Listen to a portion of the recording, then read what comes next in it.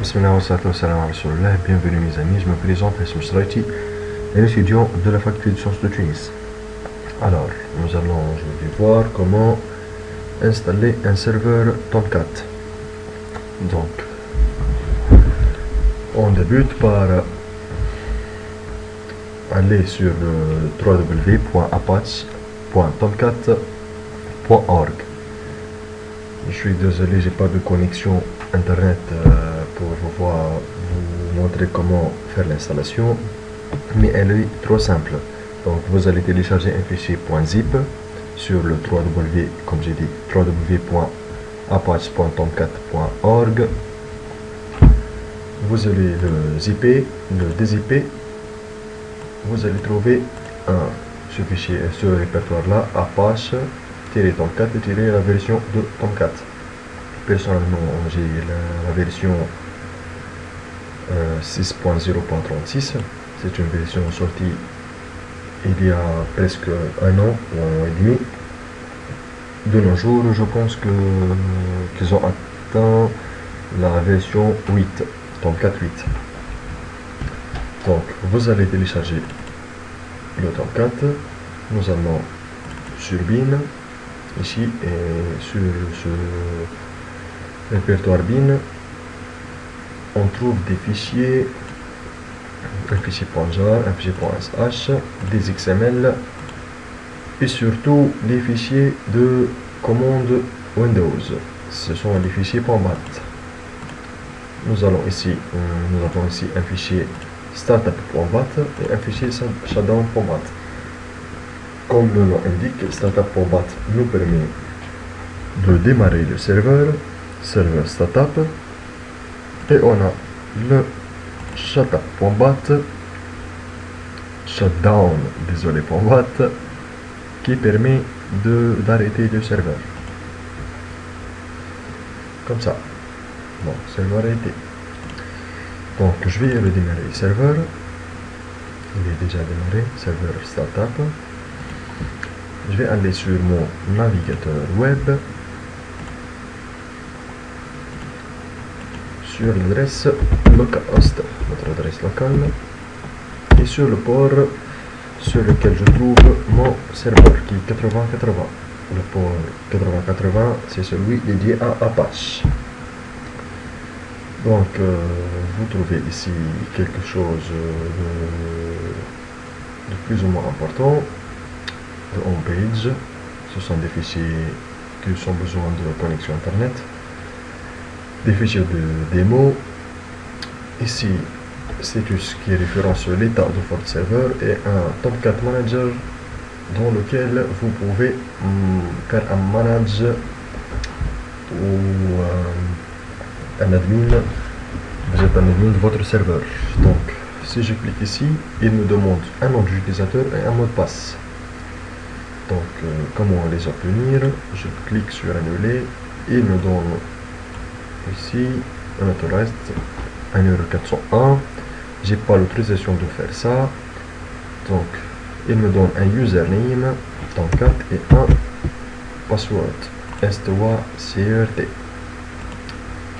Donc, j'écris la référence qu'il m'a donné. Je connecte et pas d'autorisation non plus. Donc, qu'est-ce que je vais faire? Je vais me mettre sur ce fichier Apache, bin, non c'est pas bin, c'est config, conf, ensuite Catalina. Donc vous trouvez ici un répertoire Catalina, localhost, host manager. Donc mettez ça en tête, Catalina, nous allons bien parler de ça, de ce répertoire là, avec les Java Server Pages, les pages JSP, les fichiers JSP de J2E. Donc maintenant je m'intéresse sur Tomcat users.xml et ici je trouve quelques Tomcat users. Donc j'enlève ces commentaires là. Vous trouvez ici quelques Tomcat users. Donc si je lis, By default, no user is included in the manager GUI role required to operate the The simple user and role entries below are wrapped in a comment. Donc, je résume ce tout-là. Ce sont des utilisateurs Tomcat. Chaque utilisateur de Tomcat doit être déclaré dans ce fichier tomcatUsers.xml avec des rôles bien déterminés. Donc, on va créer faire un username, un nouveau user. Donc, je mets comme username par exemple un password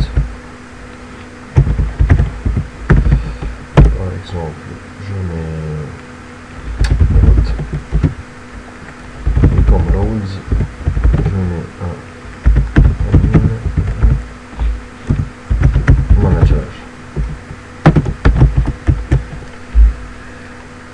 Donc je reviens sur mon navigateur web, je mets et route, c'est pas accepté non plus, donc je viens ici sur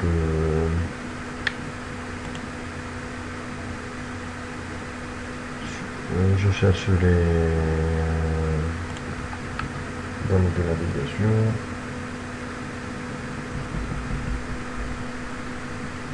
les cookies, moins d'une heure, j'efface,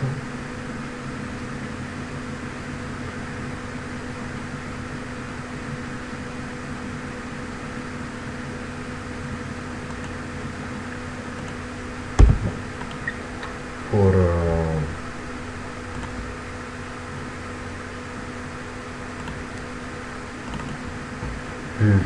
fermer et redémarrer mon serveur. Je reviens ici, j'actualise status, je mets route et donc ici il me rend sur la page status. Il me donne l'état du serveur avec la version 6.0.36, le nom de l'OS, la version de l'OS. Ce sont des données sur le HTTP, la JVM. Et donc, de même, je vais aller sur Manager. Il me donne l'état, c'est OK. État du serveur. Donc, déployer, retenez bien ce terme-là. Et les fichiers .war aussi, retenez bien ces mots-clés-là. C'est le scientifique. C'est moi dédié au J2E et aux applications web lourdes que nous allons aborder. Donc, il me donne aussi la liste des applications que j'ai déjà fait. Une application que je vais déployer, un fichier Word que je vais faire le déploiement et des choses comme ça. Donc comme ça, j'ai montré comment utiliser le serveur Tomcat. Dans les prochains tutos, nous allons voir comment utiliser notre IDE à NetBeans ou de même à Eclipse. Je vais essayer les différences, les biens et les défauts de chaque IDE. Donc vous avez le choix, nous allons travailler avec les deux IDE suivant le cas et suivant les besoins.